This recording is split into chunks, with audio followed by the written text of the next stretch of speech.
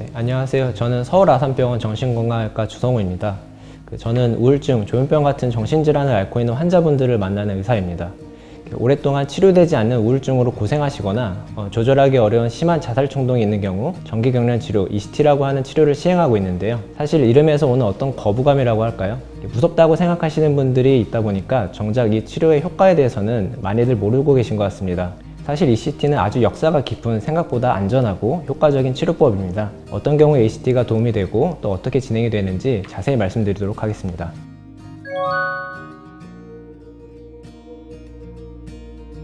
ECT는 뇌의 신경전달 물질이 교란되어 있는 우울증 환자에게 아주 짧은 시간 전기 자극을 줘서 이 신경전달 물질의 흐름을 다시 정상에 가까워지도록 하는 치료입니다. 이 치료는 우연한 기회로 효과를 발견하게 됐는데요. 우울증과 뇌전증을 동시에 앓고 있는 환자가 몇 차례 경련을 겪은 다음에 우울증이 호전되는 것을 보고 전기 자극을 줘서 인위적으로 경련을 유도하는 이 치료법을 개발하게 됐습니다. 아주 역사가 오래된 치료법으로 효과도 오랜 기간 증명이 되었고 그동안 부작용을 줄이기 위한 많은 발전도 있었습니다.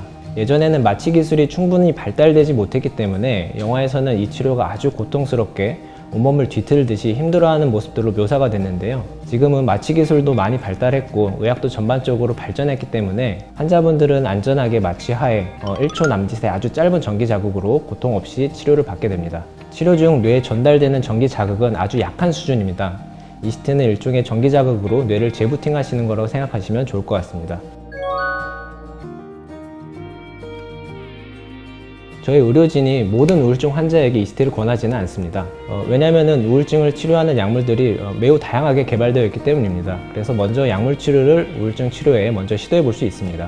먼저 환자분들의 상태를 면밀히 평가해서 ECT가 종합적으로 보았을 때 정말 도움이 된다고 생각하는 경우, 혹은 빨리 자해나 자살 충동을 억제해야 할 때, 그리고 약물이나 다른 치료에서 효과가 없었을 때를 ECT를 고려하게 됩니다. 사실 우울증이라는 것이 다른 질병처럼 통증이 있거나 눈에 보이는 질병이 아니다 보니까 객관적으로 상태를 수치하기 굉장히 어렵습니다. 그래서 의료진도 경험과 지식을 가지고 환자분들께 ECT를 권하게 됩니다. 경험적으로 봤을 때 이런 상황이면 혹은 이런 증상이면 ECT가 효과가 있겠다 하는 식으로 권해드리게 되는 겁니다. 환자분의 상태와 과거 치료 병력 그리고 의료진의 경험이 치료를 결정하는 데 가장 중요한 판단 근거가 됩니다. ECT를 시행하기 위해서는 외래로 진행하는 경우도 있지만 저희는 입원 치료를 기반으로 진행하고 있습니다. 먼저 환자분의 뇌에 혈관 기형 같은 이상이 있는지 확인하는 검사를 먼저 시행합니다. 검사 이후에 ECT를 시행하는 데 문제가 없다고 판단되면 특수치료협의체의 동의를 받아서 치료를 시작하게 됩니다. 보통 6번에서 10번을 한 사이클로 보는데요. 일주일에 2-3번 정도 치료를 환자분이 받게 됩니다. 한 번 치료에 소요되는 시간은 약 한 15분 정도입니다. 근데 사실 실제 전기 자극을 머리에 주는 시간은 1초 남짓으로 아주 짧습니다.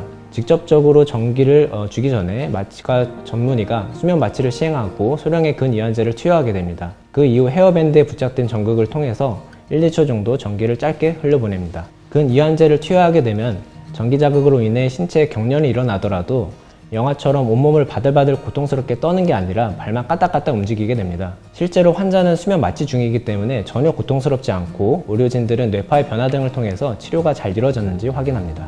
수면 마취나 근이완제를 걱정하시는 분도 있는데 우리가 위 내시경을 할 때보다 더 약한 강도로 아주 가벼운 마취라고 생각하시면 됩니다. 서울 아산병원의 경우 전담 마취과 전문의가 있고 근이완제도 환자분 상태에 맞춰서 가급적 소량을 사용하는 것이니 이로 인한 문제는 크게 걱정하지 않으셔도 될 것 같습니다. ECT 부작용 관련해서 가장 걱정하시는 부분은 단기 기억력 저하입니다. 전기 자극을 주는 위치를 정할 때 가장 효과가 높을 것 같다는 부위를 우선적으로 고려합니다.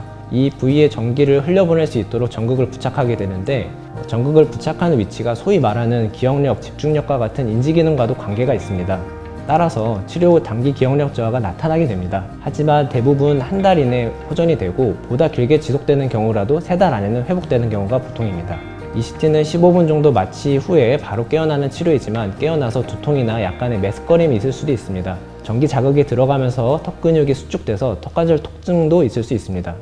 근데 이런 경우 진통제로 저희가 통증을 충분히 조절해 드립니다. 청소년기에도 ECT를 받을 수 있습니다. 특히 청소년 우울증의 경우 자해나 자살 충동을 호소하는 경우가 최근 많이 늘어나고 있습니다. 이런 경우에 ECT가 매우 효과적일 수 있습니다. 뇌에 전기 자극을 주는 게 혹여나 뇌 발달에 영향을 주거나 다른 이상이 생길까봐 부모님께서 걱정하시는 경우도 있는데 ECT를 받는다고 해서 발달에 문제가 생기지는 않습니다. 오히려 다른 치료에도 효과가 없고 아이가 안 좋은 생각으로 많이 힘들어한다면 ECT를 생각해 볼 수 있겠습니다. 치료 효과는 환자분마다 매우 다릅니다. 어떤 분들은 한두 번만으로 효과를 경험하기도 하고 어떤 경우엔 10회가 지나고 나서야 증상이 좋아지는 걸 경험하기도 합니다. 최종적으로 효과가 있을지 그리고 있다면 언제 나타나는지를 치료 시작 전에 미리 알 수 있는 방법은 없습니다.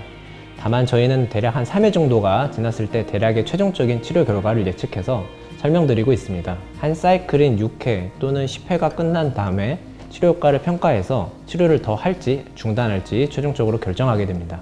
정기경련 치료의 유일한 단점은 효과가 유지되는 기간이 비교적 짧다는 겁니다. 한번 치료를 받고 영원히 우울증이 좋아진 상태로 지내는 것이 아니라 치료 효과가 점점 감소해서 어느 순간에는 다시 안 좋은 생각이 찾아올 수 있습니다. 따라서 치료 후에 지속적으로 상태를 점검하는 것이 필요합니다. 치료 효과가 떨어졌다고 판단되면 다시 ECT를 시행하는 것을 고려해 볼 수 있는데요. 이런 경우 처음에 시행하는 것처럼 꼭 많은 횟수의 치료를 받아야 되는 것은 아닙니다. 한두 번 정도만 시행해서 치료 효과가 유지되는 경우도 있습니다. 구독, 좋아요, 알림 설정.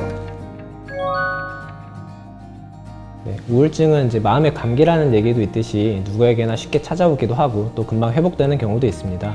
하지만 우울증 치료가 잘 되지 않는 경우도 있고 이런 경우에 비관적인 생각에 빠져서 다른 치료법을 생각도 못하고 설령 얘기를 듣더라도 지레 겁먹고 포기하는 경우도 적지 않은 것 같습니다. 치료가 잘 되지 않는 우울증에도 도움이 될 만한 안전한 치료법이 있다는 것을 알려드리고 싶었고 우울증으로 고생하시는 환자분들께 조금이나마 희망이 될 수 있는 메시지를 전달드리고 싶었습니다.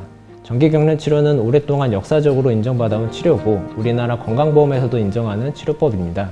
저희 의료진이 함께 절망의 숲을 헤쳐나갈 수 있도록 손을 잡아드릴 테니 치료의 이름 때문에 너무 두려워하지 마시고 꼭 용기 내 치료를 받으셨으면 좋겠습니다.